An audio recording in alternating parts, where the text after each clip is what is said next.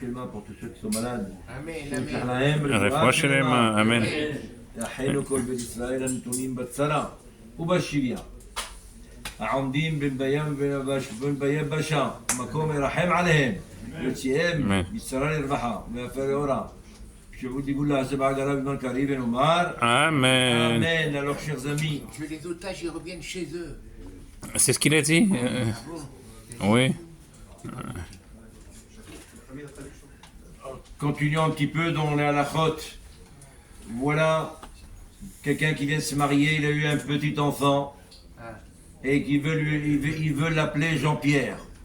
Ah. Non, Parce attends. que son grand-frère s'appelait Jean-Pierre. Serge, est-ce qu'il peut ou il peut pas?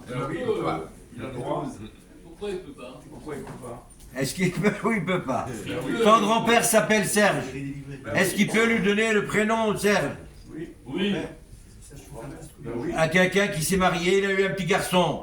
Maintenant, le petit garçon, il veut lui donner au Brit le nom du père, enfin du grand-père. Le nom du grand-père s'appelle Serge. Est-ce qu'on peut l'appeler Serge? Bien sûr. Non, il faut nommer le père, le beau-père. Non, il lui faut un prénom hébraïque. Ça dépend les coutumes.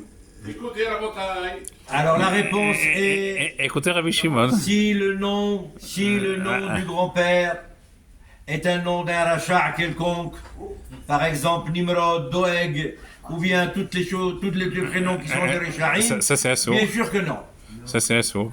Comme c'est marqué, Veshem Rechaim Irkav. Voilà. Et il faut expliquer au grand-père gentiment qu'on ne peut pas l'appeler le petit avec ton prénom parce que le prénom ça joue beaucoup sur l'épanouissement de l'enfant L'influence.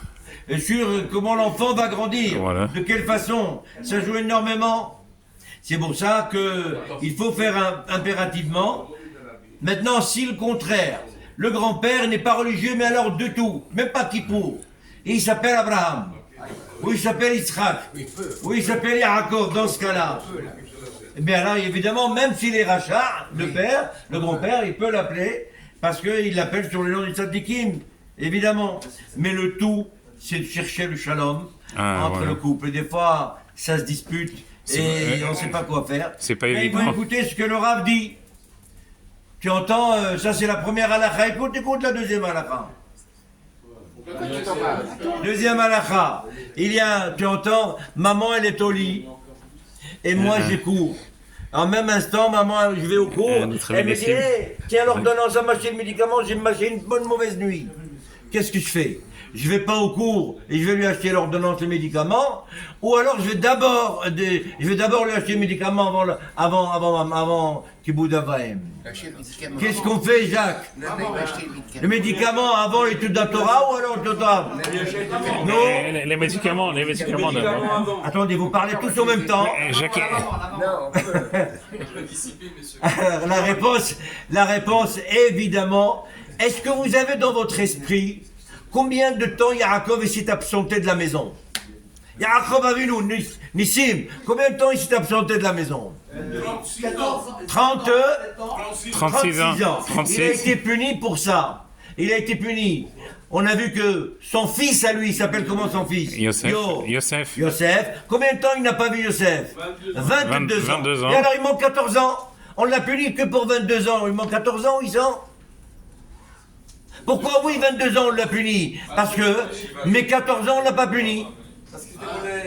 Parce qu'il était à la yeshiva en train d'étudier. Avec Donc ça veut dire que Talmud Torah, Keneged Kulam. on ne le punit pas par rapport au Kibbutz Avaim. Voilà. Ça veut dire que Kibbutz Avaim est avant, Talmud Torah est avant Kibbutz Avaim. חזק וברוך רבי שמעון. Voilà la bouteille. אמר רבי אלעזר אמר רבי חנינא תלמידי חכמים מרבים